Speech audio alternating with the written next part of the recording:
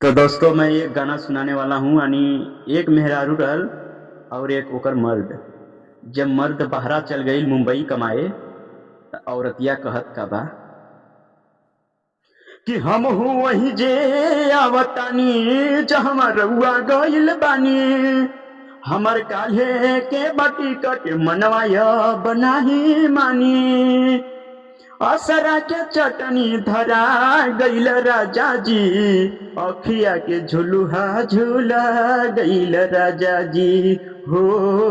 अखिया के झुलुहा झूला गइल राजा जी।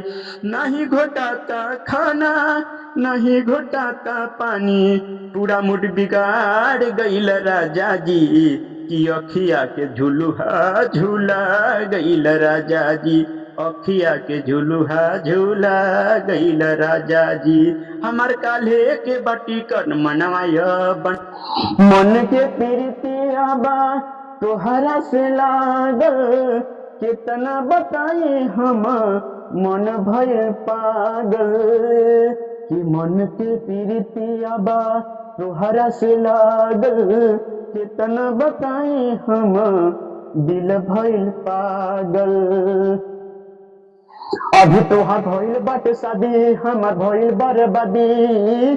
सच बोल जहिया कुंवार रहलू, पियावा से पहिले हमार रहलू। याद कर जहिया कुंवार रहलू, पियावा से पहिले हमार रहलू। हो खेला खेले खातिर कबड्डी तू तैयार।